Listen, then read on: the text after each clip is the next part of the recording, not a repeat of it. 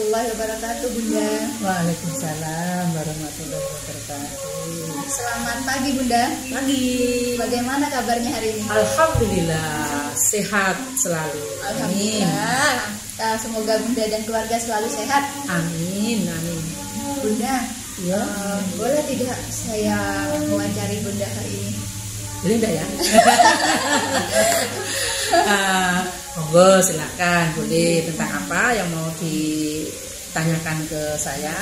Ini Bunda, saya mendapatkan tugas dari guru penggerak. Ya. Jadi terutama di tugas demonstrasi kontekstual, di mana saya harus mewawancarai 2 kepala sekolah, terutama di lembaga saya sendiri, Bunda. Kemudian kepala sekolah di lingkungan sekitar saya. Nah, di sini saya ingin mewawancarai tentang pengambilan keputusan, Bunda. Pengambilan keputusan tentang Masalah yang pernah Bunda hadapi, terutama di sekolah. Oh, iya. Berkenan, Bunda? Bisa. Baik, Bunda.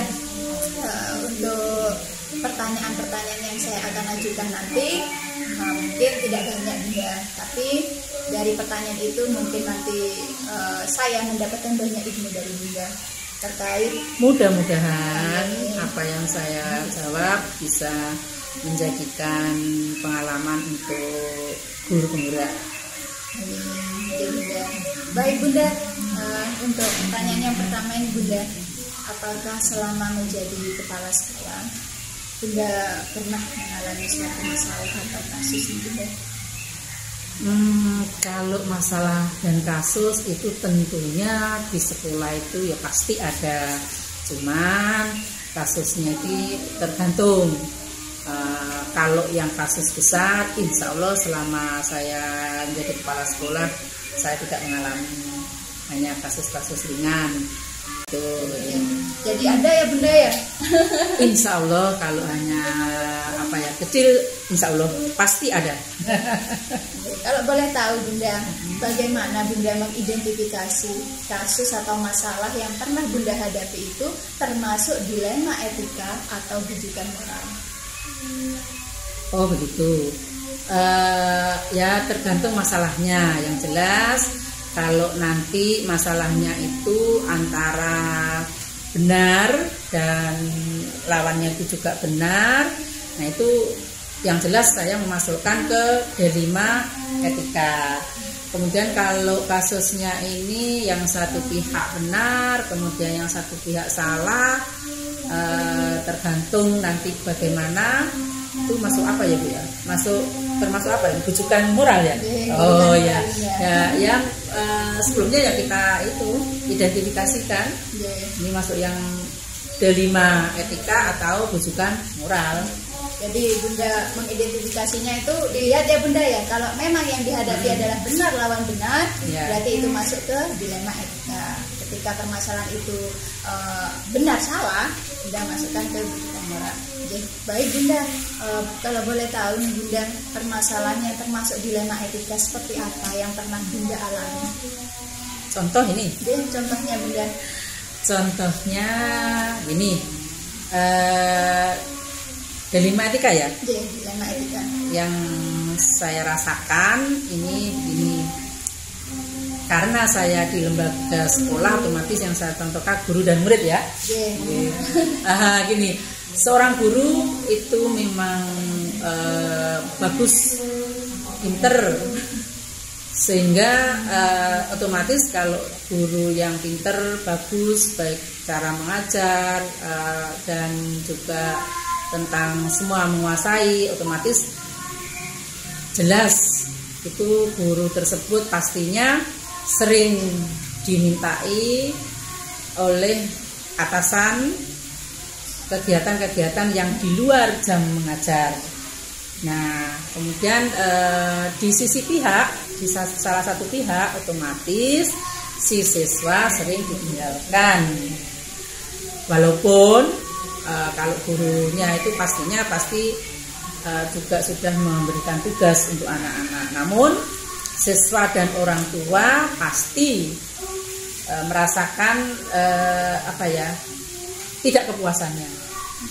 di situ. Jadi intinya apa ya itu? Betul ya, itu dilema etika ya. Gitu.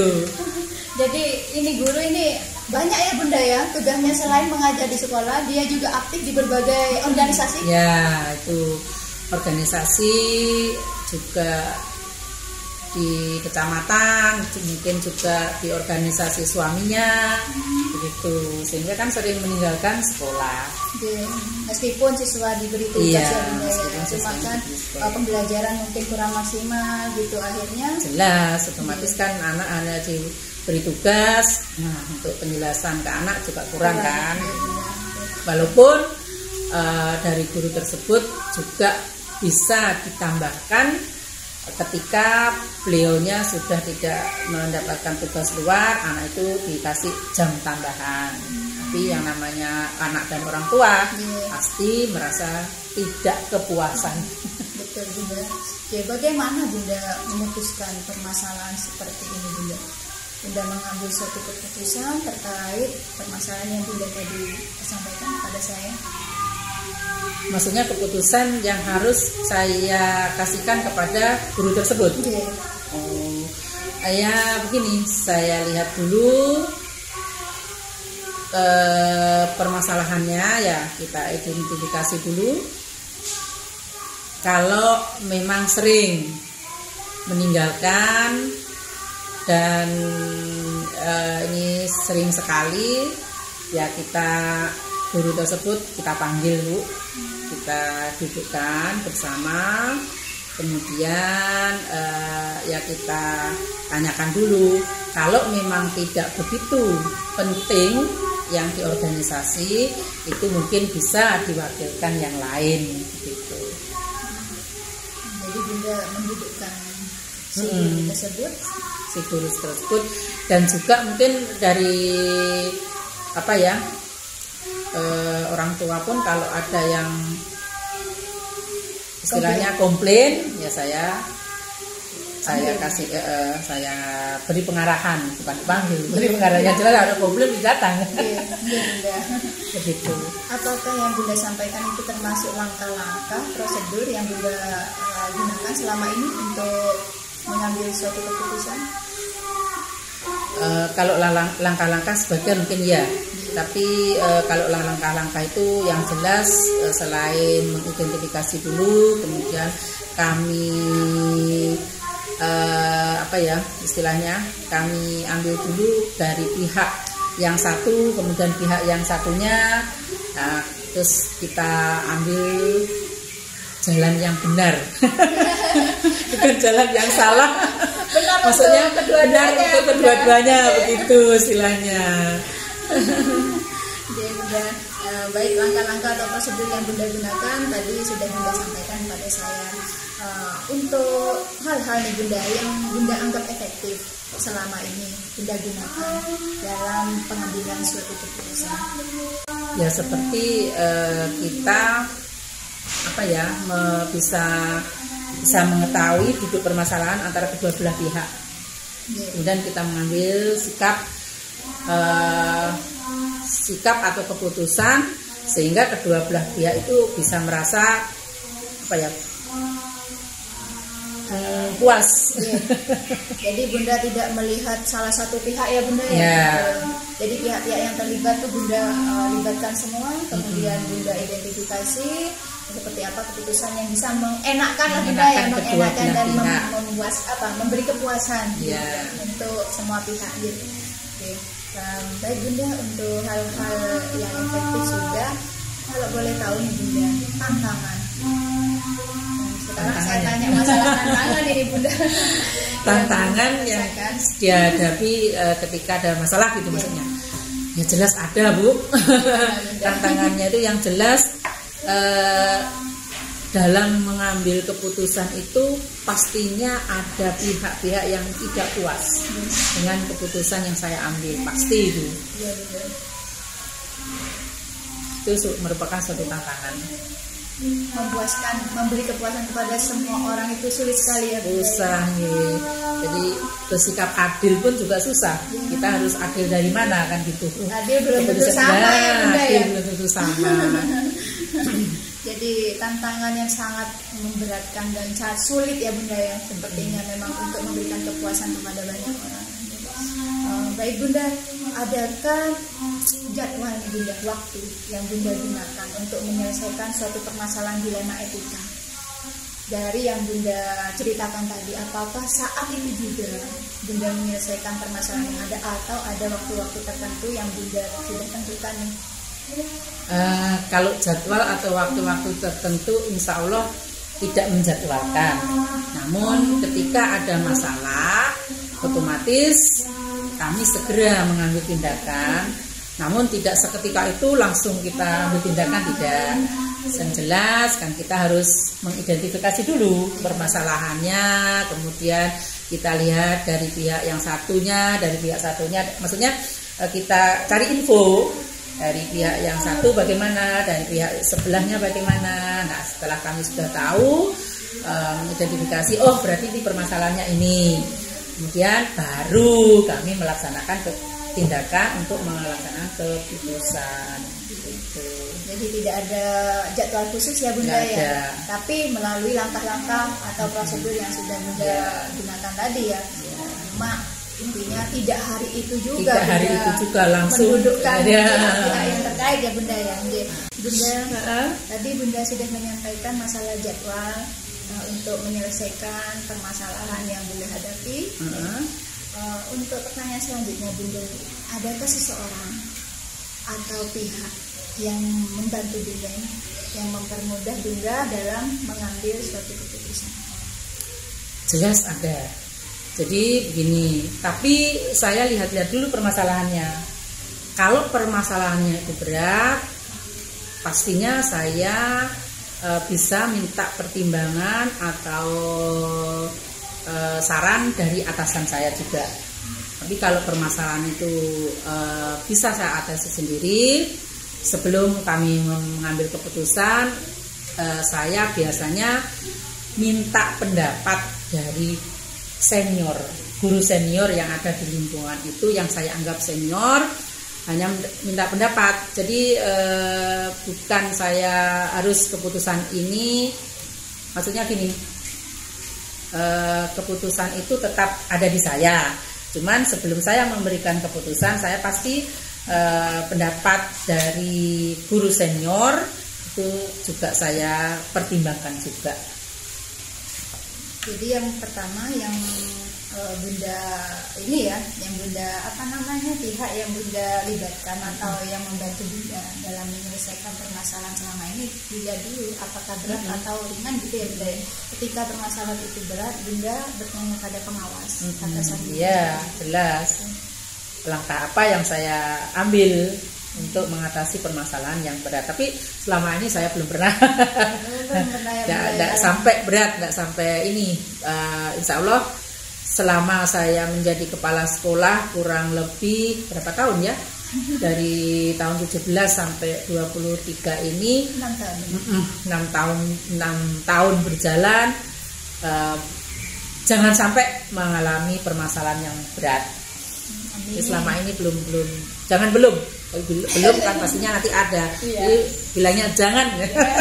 Semoga jangan tidak ada ya, semoga tidak ada permasalahan yang berat sampai melibatkan ke pengawas. Jadi guru senior juga Bunda ini yang ya jelas. Kalau guru senior atau guru yang berpengalaman itu pasti saya ajak ngomong-ngomong.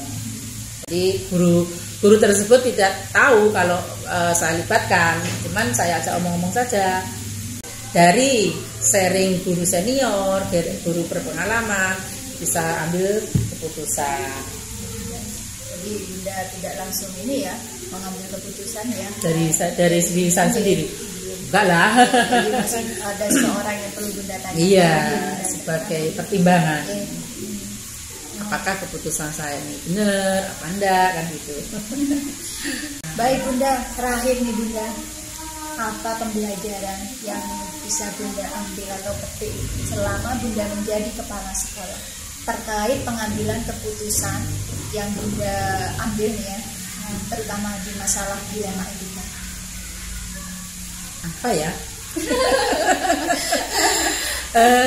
Pengalaman yang bisa saya ambil ketika kami mengambil suatu keputusan, kemudian ada pihak yang tidak puas, sehingga pastinya ada sesuatu yang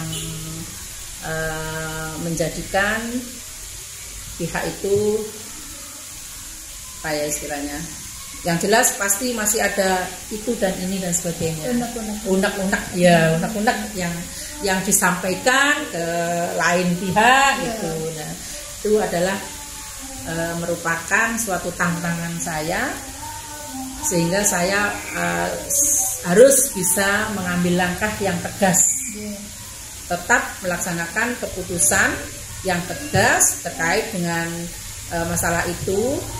Baik itu keputusan saya, otomatis saya mengambil keputusan itu paling tidak juga mengambil dari aturan-aturan yang ada. Jadi bukan hanya dari saya, keputusan itu nanti pastinya juga ada aturan-aturan. Suatu contoh, kalau guru ini kan juga ada aturannya. Iya, benar. Etika sebagai guru kan juga ada. Nah, dasar kami untuk mengambil keputusan dari aturan yang ada.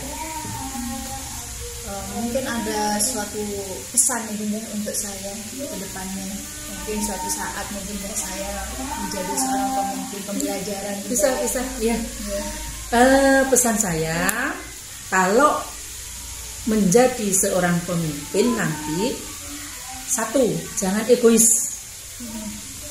Yang kedua, rangkullah semua bawahan itu, anggap bukan menjadi bawahan, tapi anggaplah itu teman sejawat kita, teman kita untuk melakukan tugas yang dibebankan kepada kita semua, sehingga kita merasa enak, nyaman dengan teman-teman yang ada di sekitar kita. Itu intinya. Jadi jadilah pemimpin yang transformasi. Bagus sekali Bunda, untuk pesannya ini sangat-sangat membuat saya berpikir bagaimana saya harus mempersiapkan diri dari sekarang Bunda. Harus, karena masih banyak waktu. Harus tetap semangat. Kalau saya kan sudah tinggal 2 tahun. Ini ilmu kan harus kita transferkan ke yang masih muda-muda. Meskipun kurang 2 tahun Bunda, tetapi semangat Bunda ini mengalahkan yang muda-muda Bunda. Juga. Itu kan penilaian saya Bunda, dan juga teman-teman juga menilai seperti itu. Bukan hanya saya saja yang menilai Bunda sosok yang patut diteladani dan memberi contoh yang sangat-sangat inspiratif untuk kita. Tidak juga. Itu hanya yang saya bisa sampaikan. Seperti itu diantaranya. Saya manusia biasa, banyak luput, banyak salah, banyak dosa, itu sudah biasa. Bunda, tanpa tak terasa nih Bunda ya, pembicaraan kita kali ini banyak-banyak memberikan pembelajaran untuk saya. Dari saya bertanya kepada Bunda masalah pengambilan keputusan, hingga akhirnya saya bertanya juga bagaimana menjadi sosok pemimpin nih Bunda yang bisa diterima tentunya dan bisa disenangi Bunda ya. Itu kan sulit Bunda, bisa disukai oleh bawahan gitu Bunda. Meskipun kita sudah berbuat baik ya Bunda ya, menurut kita baik, tetapi mungkin saja belum tentu diterima oleh teman-teman kita. Nah, Bunda, itu Bunda yang sangat sulit menurut saya, karena untuk menyenangkan semua orang itu kan tidak mudah ya Bunda ya. Bunda, terima kasih nih Bunda. Sama-sama, mudah-mudahan menjadi guru penggerak sehingga yang benar dan sesuai dengan apa yang didapat pelajaran dari guru penggerak, sehingga di sekolah ini juga akan mendapatkan mendapatkan ilmu juga, sehingga saya harapkan dari guru penggerak sampean bisa menularkan kepada teman-teman di lembaga ini, sehingga lembaga ini akan menjadi inovasi pembelajarannya. Siap Bunda. Siap ya? Siap. Insya Allah saya siap. Terima kasih Bunda. Saya akhiri Bunda. Assalamualaikum warahmatullahi wabarakatuh. Waalaikumsalam warahmatullahi wabarakatuh. Bunda, terima kasih.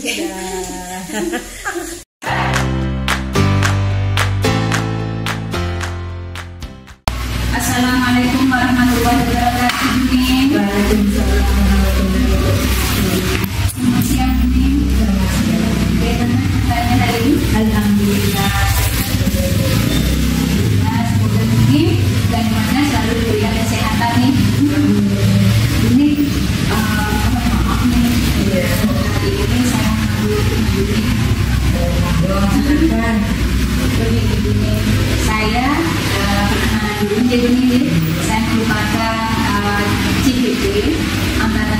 dari tempat di mana nama saya sendiri adalah Dina Sari.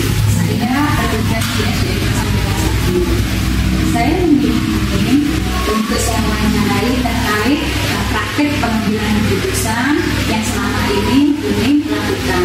Selama ini banyak sebagai kepala sekolah di SDN sebelum Santri. Terima kasih sudah bersama saya. Mudah-mudahan saya bisa Amin. Ini untuk kesempatan waktu ini ada beberapa pertanyaan yang akan saya ajukan terkait praktek pengambilan keputusan yang dilakukan selama ini. Baik, untuk pertanyaan yang pertama, selama ini adakah masalah atau kasus yang ditemukan? Untuk kasus atau masalah ada, bahkan bisa dikatakan termasuk golongan sering. Banyak yang begitu. Jadi kalau boleh tahu, apakah kasus itu termasuk dilema etika atau bukan moral seperti apa?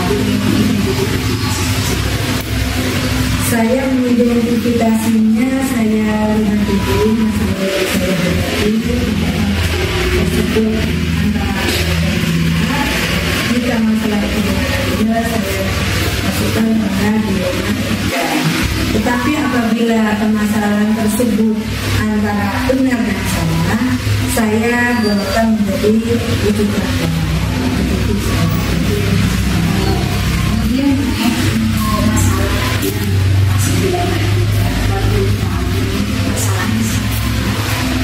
Contohnya yang pernah saya alami salah satunya seorang guru dengan siswa. Guru dengan siswa, karena guru tersebut mengajar menjadi idola bagi siswa, sehingga guru tersebut sudah berhasil dalam mengajar. Di mana guru tersebut menjadi idola, apa yang beliau lakukan itu sudah mudah dipahami oleh siswa, dan dalam persiapan mengajarnya alat-alatnya juga menarik, situasi kelas, penguasaan kelas sudah bagus, murid juga bisa berinteraksi secara langsung aktif di kelas. Hanya saja si guru tersebut karena menyiapkan hal tersebut sering kekurangan dalam persiapan administrasi. Jadi administrasinya masih ada kekurangan, ada yang tidak apa. Jadi ini dilema ya. Yang menjadi program dari siswa di sisi lain untuk memperjuangkan masa depannya guru tersebut yang hubungan dengan itu masih kurang. Untuk apa namanya nasibnya guru ini kan juga mendirikan dosen dari guru tersebut, bagaimana nanti depannya masa depannya dan juga kemampuan si guru itu. Ternyata di grup ini lupa dan bahkan santai gitu ya bunyinya dalam bukan santai, sibuk, terlalu sibuk memfokuskan pada apa yang dipersiapkan di kelas. Jadi tidak salah satu yang menyangkut nasibnya kurang. Tidak sempat ya, terlalu menyempatkan diri untuk siswa ya, untuk fokuskan diri ke siswa. Yang lain ini tadi guru sudah menyampaikan untuk kasus yang termasuk di dalam kemudian keputusan apa yang diambil dari kasus tersebut? Saya pertama kali mengambil keputusan tersebut mengidentifikasi secara umum apa yang baik untuk guru dan siswa. Ya. Yang kedua, saya memahami dulu apa permasalahannya sehingga guru tersebut tidak sempat untuk memperjuangkan nasib-nasib. Kemudian dari apa yang saya dapat, saya mengumpulkan informasi baik itu dari teman maupun dari buku-buku bagaimana sebaiknya menyelesaikan masalah tersebut agar diselesaikan kedua-duanya. yang dari kumpulan informasi tersebut saya kembangkan menjadi ide-ide sehingga bisa menyelesaikan suatu masalah, misalkan dengan bantuan adanya akademi. Mereka bisa berdiskusi dengan temannya, satu dengan yang lain bisa saling. Jadi saling mengisi apa yang dimiliki oleh salah satu guru, bisa kelebihan yang salah satu guru bisa dikerjakan oleh yang lain, kekurangan dari salah satu guru bisa diisi oleh yang lain. Jadi keputusan Buning tadi dari mengidentifikasi dia melakukan akademi. Ini apakah yang Buning sampaikan tadi itu merupakan prosedur atau langkah-langkah yang memang biasa Buning lakukan untuk menyelesaikan suatu permasalahan termasuk dengan etika? Kalau di ruang etika biasanya prosedurnya sama seperti apa yang saya lakukan. Tapi kalau permasalahan lain, dia impact dari permasalahan. Jadi ada langkah-langkah dan prosedur ya Buning ya, beda antara itu dilema atau masalah yang bisa dilema gitu Buning ya. Nah Buning untuk hal-hal yang Buning anggap efektif dalam menyelesaikan permasalahan yang tadi dilema ini, apa saja yang merupakan hal-hal yang Buning efektif untuk menyelesaikan permasalahan? Yang saya anggap efektif itu saya menyelesaikan masalah berdasarkan pengalaman pribadi sejak saya menjadi guru sampai saya menjadi kepala sekolah dari berbagai lembaga. Yang kedua, saya berkonsultasi dengan atasan, di mana atasan mungkin bisa memberikan cara-cara yang bisa saya berikan. Terus yang ketiga, sharing dengan teman sejawat, di mana teman sejawat itu kemungkinan saya anggap juga punya masalah di Memang benar ya Buning ya, pengalaman guru terbaik ya. Jadi bisa kita gunakan untuk kasus yang sama kan gitu. Ini untuk anak-anaknya seperti apa ini? Tantangan yang Buning hadapi untuk mengambil keputusan. Tantangan bagi saya harus mengambil keputusan yang berakhir untuk kedua-duanya baik, maka mungkin harus sangat baik. Yang kedua, tantangannya adalah peraturan, di mana keputusan yang saya ambil tidak melanggar, tidak bertentangan dengan peraturan yang ada. Ini untuk jadwal atau waktu yang Buning gunakan atau Buning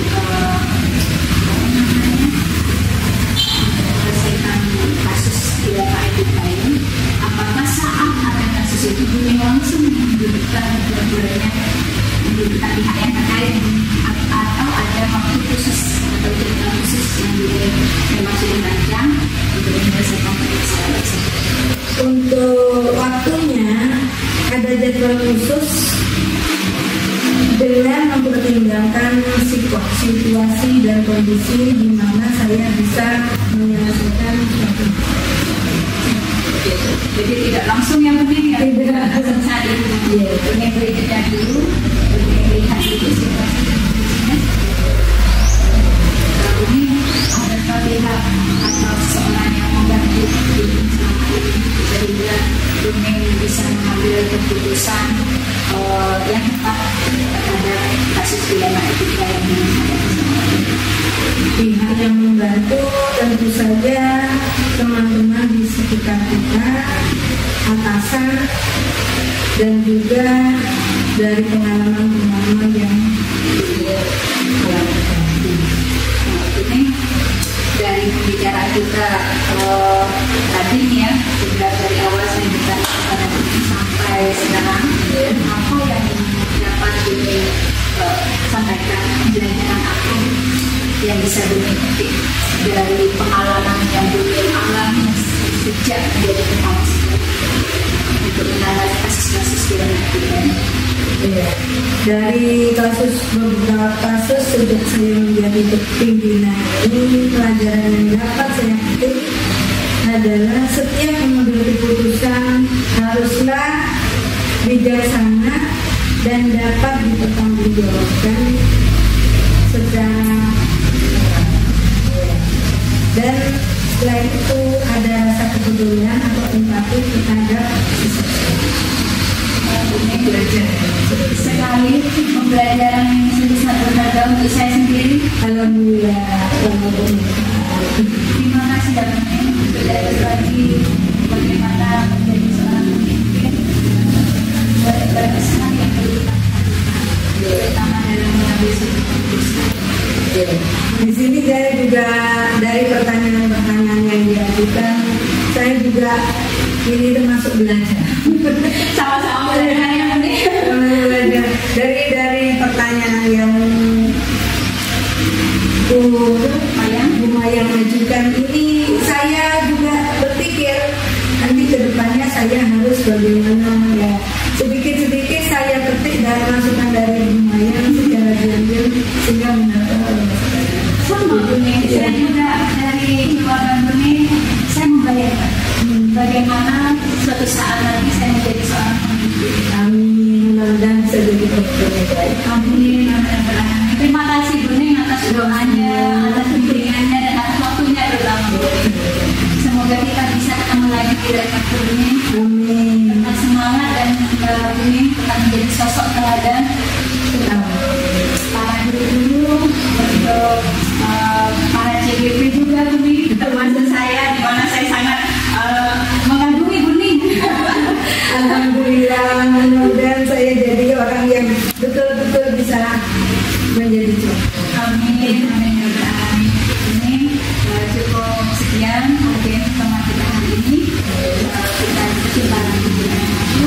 Moga-moga Bune tidak bosan nih sama saya. Wawancara yang itu Bune, karena masih banyak lagi yang perlu saya kupas dan perlu saya tanyakan untuk ilmu saya juga Bune. Mohon maaf Bune apabila selama saya mengajar ini ada sikap maupun kata yang saya kurang benar, saya yang salah, sikap saya kurang mengambil tadi ini. Semoga pertemuan kita hari ini memberikan kepada dua bapak ibu saya terutama Bune. Bune. Amin. Ya ini saya akhiri untuk pertemuan saya hari ini. Terima kasih sekali lagi.